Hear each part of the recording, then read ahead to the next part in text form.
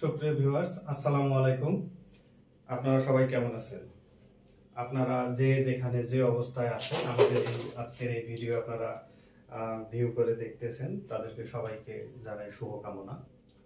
তো আমাদের এই ভিডিও আপনারা শুরু থেকে শেষ পর্যন্ত দেখবেন, তাহলে আপনাদের জন্য আমরা সুন্দর সুন্দর কিছু টিপস ভিডিওর শেষে অবশ্যই দেব। তো কিভাবে এই এসকিউ এর ট্রেনিং আপনারা করবেন, আমার এই কোর্স এখানে ইউটিউবে দেখবেন, করবেন, এবং শেষে চাকরিতে কিভাবে অ্যাপ্লাই করবেন, কিভাবে চাকরিতে ভাইবা ফেস করবেন, এসব আমাদের এই কোর্সের প্রত্যেকটা ভিডিওতে ধারাবাহিকভাবে যখন আসবে, ভিডিও শেষে আমরা কিছু স্পেশাল গোপন কৌশল আপনাদের শেখাই দেব।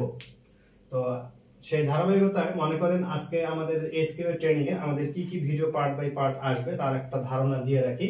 যে সর্বপ্রথম waterfall model, agile model, spiral model, V model, এগুলো আপনারা অনার্স পড়া অবস্থায় শিখে আসছেন। এই মডেলগুলো কিভাবে আসলে সফটওয়্যার কোম্পানিতে কাজ করে, এগুলো আমরা আপনাদের সামনে বিস্তারিত তুলে ধরবো। তারপরে ধারাবাহিকতায় ভ্যালিডেশন এবং ভেরিফিকেশন, এই সফটওয়্যার কোম্পানিতে কি কাজ, এইটার সম্পর্কে একটা ভিডিও আপনাদের আপলোড দেব। তার পরবর্তীতে আমাদের যে ম্যানুয়াল টেস্টিং ফাংশন বিভিন্ন আছে, সেনিটি টেস্ট, রেগ্রেশন টেস্ট, বিভিন্ন test, functional test, white box, black box, এই টেস্ট সম্পর্কে একটা ভিডিও দেব। এরপরে আপনার অটোমেশন এনভায়রনমেন্ট, যে আপনারা কোর্সে করার পর অটোমেশন যে করবেন, এটা এনভায়রনমেন্টটা সেটআপ কিভাবে করবেন, এই এনভায়রনমেন্ট সেটআপ সম্পর্কে আপনাদের আমরা এ টু জেড দেখাই দেব হাতে কলমে। তো চলুন আজকে আমাদের ভিডিও আমরা তাহলে শুরু করি। সুপ্রিয় ভিউয়ার্স, আসসালামু আলাইকুম। আজকে আমরা আমাদের অ্যাজাইল মডেল এবং স্পাইরাল মডেল নিয়ে আলোচনা করব। আপনারা যদি আমার পূর্বের ভিডিওগুলো দেখে থাকেন তাহলে বুঝতে পারবেন যে পূর্বে আমরা ওয়াটারফল মডেল, ভি মডেল, এই প্রত্যেকটা মডেলগুলো নিয়ে আমরা ডিফারেন্স সহ আলোচনা করছিলাম। তার এই ধারাবাহিকতায় আমরা অ্যাজাইল মডেল এবং আমাদের স্পাইরাল মডেল, এই দুই মডেল নিয়ে আমরা আজকে আলোচনা করব। তো এই দুইটা মডেল কিন্তু খুবই ইম্পর্টেন্ট।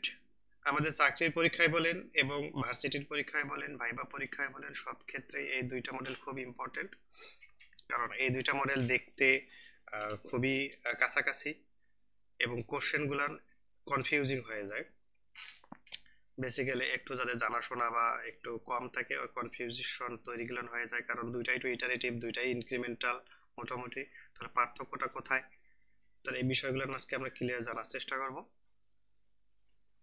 তো বলা হয়েছে যে স্পাইরাল মডেলটা কি? স্পাইরাল মডেলটা হচ্ছে a risk driven software development model combining iterative, মনে রাখতে হবে এটা কিন্তু iterative development, systematic risk analysis in each phase, অর্থাৎ প্রত্যেকটা ফেজ, প্রত্যেকটা ধাপ, একটা মডেলে সফটওয়্যার তৈরি করতে কয়েকটা ধাপ থাকে, এই প্রত্যেকটা ধাপটাতেই কি হবে, এটা রিস্ক অ্যানালাইসিস করতে হবে।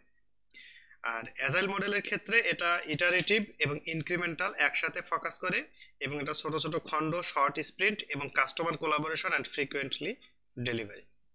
তাহলে এখন বলা হচ্ছে অ্যাজাইল মডেলটা আসলে কি। আমরা যদি বাস্তব জীবনে তৈরি চিন্তা করি তাহলে দেখবেন আপনার সামনে একটা বাইক বা বাইক অথবা বাইসাইকেল অথবা রিক্সা, বা অর্থাৎ যেটাতে চাকা আছে, সেটা কি হয়, চাকাটা ঘূর্ণনমান, এবং ঘোরার সাথে সাথে সে কি করে, সে সামনের দিকে অগ্রসর হয়, অর্থাৎ সে নিজের মধ্যেও ঘুরে এবং সে সামনের দিকেও যায়।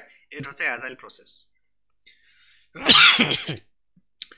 আর মেইন ফিচারের ক্ষেত্রে আমরা বলবো যে স্পাইরাল মডেলের ক্ষেত্রে চারটা মেইন ফেজ। একটা হচ্ছে প্ল্যানিং করতে হবে, রিস্ক অ্যানালাইসিস করতে হবে, তারপর হচ্ছে আপনার ইঞ্জিনিয়ারিং করতে হবে এবং ইভালুয়েশন করতে হবে। এখন এই যে রিস্ক অ্যানালাইসিসের পর যে ইঞ্জিনিয়ারিং, এই ইঞ্জিনিয়ারিং এর মধ্যে আমার কোডিং আছে, ডিজাইন আছে, অর্থাৎ কোডিং, ডিজাইন, টেস্টিং সবগুলো মোটামুটি বলা যায় যে ইঞ্জিনিয়ারিং সেক্টরের মধ্যেই আছে। বাট এখানে কি একটা লুপ যে ঘুরবে, স্পাইরাল মডেলে আপনারা দেখতে পাচ্ছেন যে এই যে স্পাইরাল মডেলে একটা লুপ, এখান থেকে যদি আমি শুরু করি, এই যে একটা লুপ গুলো 360 ডিগ্রি, এই ঘোরার ক্ষেত্রে প্রত্যেকটার ক্ষেত্রে একটা রিস্ক অ্যানালাইসিস করতেই হবে, অর্থাৎ প্রত্যেক ফেজে একবার রিস্ক অ্যানালাইসিস করতে হবে। আর স্পাইরাল মডেলের ক্ষেত্রে কি, এটা হচ্ছে ছোট ছোট আমরা খণ্ডে ভাগ করি, 2 উইকে করব অথবা 4 উইকে একটা কাজ শেষ করব, এবং প্রত্যেকটা কাজের ক্ষেত্রে আমরা ওখানে প্ল্যান করব, ডিজাইন করব, টেস্ট করব, অ্যানালাইসিস করব, তারপরে আমরা ডেলিভারি দেব। ঠিক আছে। স্পাইরাল মডেলের ক্ষেত্রে এটা অ্যাডভান্টেজ গুলো কি হচ্ছে? অ্যাডভান্টেজ হচ্ছে যে এটা হাই রিস্ক প্রজেক্ট, অর্থাৎ বেস্ট ফর লার্জ বড় প্রজেক্ট, অর্থাৎ একটা ব্যাংকিং সফটওয়্যার, অর্থাৎ ইন্টারন্যাশনাল ব্যাংক অথবা আমাদের লোকাল যে ব্যাংক আছে এই ব্যাংকের যদি কোনো সফটওয়্যার আমরা আপডেট করি এটা কিন্তু আসলে স্পাইরাল মডেলে করব, কারণ এখানে হাই রিস্ক, একটু ভুল ত্রুটি হলে মানুষ মনে করে আজকে ব্যাংকে টাকা আছে কালকে নাই হয়ে যাবে। আবার অ্যাজাইলের ক্ষেত্রে কি এটা হাইলি ফ্লেক্সিবল এবং এটা ফাস্টার ডেলিভারি এবং এখানে কাস্টমার স্যাটিসফ্যাকশন হাই। কিন্তু স্পাইরালের ক্ষেত্রে একইভাবে বলা হবে এটা যেহেতু রিস্ক, এটা risk identification and manage early, অর্থাৎ এটা রিস্কগুলো খুব সুন্দরভাবে হ্যান্ডেল করা হয়। এখানে স্ট্রং একটা ডকুমেন্টেশন থাকবে এবং এটা ফ্লেক্সিবল। ফ্লেক্সিবল কেন ফ্লেক্সিবল? আপনার জটিল জটিল সমস্যাগুলো সমাধান করার জন্য এটা ফ্লেক্সিবল। এখন যদি বলি ডিসঅ্যাডভান্টেজ, তাহলে বলবো যে আপনার স্পাইরাল মডেল যেহেতু অনেক রিস্কি, এজন্য এটা কস্টলি হবে, অর্থাৎ costly and complex to manage, requirement expertise in risk management, অর্থাৎ আমার রিকোয়ারমেন্টগুলো অনেক রিস্ক ম্যানেজমেন্ট করতে পারবে, এজন্য তাদেরকে হাই ডিমান্ডফুল হয়, অর্থাৎ তাদের কাজের এক্সপিরিয়েন্স অনেক বেশি, তাদের স্যালারি ডিমান্ড অনেক বেশি, তাদের সুযোগ সুবিধা দেওয়া হয় অনেক বেশি, তাদেরকে কাজের সময় লাগে বেশি। এগুলো হচ্ছে আমার স্পাইরাল মডেলের ডিসঅ্যাডভান্টেজ। আর এটা ছোট প্রজেক্টের জন্য না। আর অ্যাজাইল মডেল কি, ছোট ছোট প্রজেক্টেও আপনি করতে পারেন এবং এটা বড় প্রজেক্টেও করতে পারেন, দুই প্রজেক্টেই করতে পারবেন। এখানেও স্কিলফুল লোক লাগবে, কিন্তু এটা স্কিলফুল এবং একই সাথে কোলাবোরেট টিম লাগবে, ঠিক আছে। এখানে ডকুমেন্টেশন একটু কম হলেও চলে, তাতে ম্যানেজ করে ফেলা যায়, এবং ক্লায়েন্ট ইনভলভমেন্টটা আমাদের খুব গুরুত্বপূর্ণ। এখানে অবশ্যই ক্লায়েন্ট ইনভলভমেন্ট থাকতে হবে, প্রত্যেকটা স্প্রিন্টেই থাকতে হবে। ঠিক একইভাবে বলা হচ্ছে স্পাইরাল মডেল যেমন আপনার ক্লায়েন্ট ইনভলভমেন্ট বা ফ্লেক্সিবিলিটি মিডিয়াম, আর অ্যাজাইল মডেলের ক্ষেত্রে ক্লায়েন্ট ইনভলভমেন্ট এবং এটা যে ফ্লেক্সিবিলিটি, এর দুইটাই হচ্ছে হাই।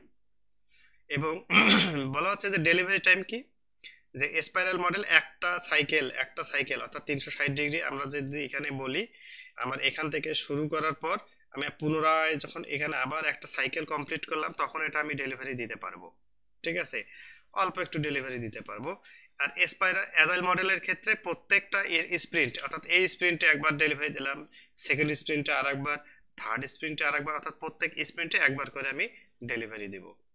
তাহলে এই হচ্ছে স্পাইরাল মডেল এবং অ্যাজাইল মডেল, এই দুইটা মডেলের মোটামুটি বেসিক পার্থক্য। আসলে এই দুইটা মডেল খুবই কাছাকাছি, এজন্য এটা কনফিউজিং তৈরি হয়। তো যাক, আজকে আমরা শেখার চেষ্টা করলাম ক্লিয়ারলি যে কেন কনফিউজার হবে না, কারণ স্পাইরাল মডেল বড় প্রজেক্টের জন্য, অ্যাজাইল মডেল ছোট বড় সব প্রজেক্টের জন্যই। স্পাইরাল মডেল আপনার অবশ্যই রিস্ক অ্যানালাইসিস করতে হবে এবং এটা বাজেট হাই হইতে হবে, হ্যাঁ। আর অ্যাজাইল মডেলে আপনার অবশ্যই ছোট ছোট খণ্ডে কাজ ভাগ করা হয়। আর স্পাইরাল মডেলে আপনার ডেলিভারিটা একটু লেন্দি হবে অ্যাজাইলের তুলনায়, আর অ্যাজাইল মডেল প্রত্যেকটা স্প্রিন্ট শেষ করে এখানে ডেলিভারি দেওয়া হয়। অ্যাজাইলে আপনার স্পাইরাল মডেলে কি হয়, স্পাইরাল মডেলে ক্লায়েন্ট মিডিয়াম, অর্থাৎ মাঝে মাঝে থাকা লাগবে, আর অ্যাজাইল মডেলে অবশ্যই ক্লায়েন্টকে থাকতে হবে। এটা ক্লায়েন্টের পক্ষ থেকে এটা আমার ক্লায়েন্টের ডিসঅ্যাডভান্টেজ বলা লাগে, কারণ ক্লায়েন্ট তো সবসময় সময় দিতে আসলে পারে না ওইভাবে, সময় অনেক সময় হয় না, এজন্য স্প্রিন্ট অনেক সময় লেন্দি হয়ে যেতে পারে। তো যাক, আশা করি আপনারা খুব সুন্দরভাবে বুঝতে পারছেন, এবং এখানে যদি কোনো তথ্যের ভুল থাকে তো অবশ্যই আপনারা কমেন্টে জানাবেন। সুপ্রিয় ভিউয়ার্স, এতক্ষণ ধৈর্য ধরে আপনারা আমার এই ভিডিও দেখলেন, এর জন্য আপনাদের অসংখ্য ধন্যবাদ। আবারও ধন্যবাদ জানাই আপনাদের। তো আমি মোহাম্মদ রাকিবুল ইসলাম সাহার আপনাদের সাথে ছিলাম। আপনাদের মতোই আমিও নতুন কিছু শিখতেছি। তো আমিও আপনাদের মতো যেহেতু শিক্ষার্থী, আমার ভুল ত্রুটি অবশ্যই ভিডিওতে থাকতে পারে, কোনো ইনফরমেশনের ভুল ত্রুটি থাকলে আপনারা অবশ্যই কমেন্ট করে জানাই দেবেন, তাহলে সংশোধন করার সুযোগ থাকবে। তাছাড়াও আপনাদের বলবো যে আমাদের এই টপিকগুলো সম্পর্কে বা আমার এই চ্যানেলে পার্ট বাই পার্ট যেহেতু ভিডিও আসবে, এই পার্ট বাই পার্ট ভিডিও পেতে আপনারা অবশ্যই সাবস্ক্রাইব করতে ভুলবেন না। নিজে সাবস্ক্রাইব করুন এবং আপনার বন্ধু বান্ধব যারা আছে তাদেরকেও সাবস্ক্রাইব করা এবং লাইক কমেন্ট করা শেয়ার করার জন্য বলবেন অবশ্যই। তো আপনারা আমাদের সাথে থাকুন, আমরা অবশ্যই ধারাবাহিকভাবে ভিডিও নিয়ে আসবো, কখনো এলোমেলো ভিডিও নিয়ে আসবো না আশা করি। সবাই ভালো থাকবেন। আসসালামু আলাইকুম রহমতুল্লাহ।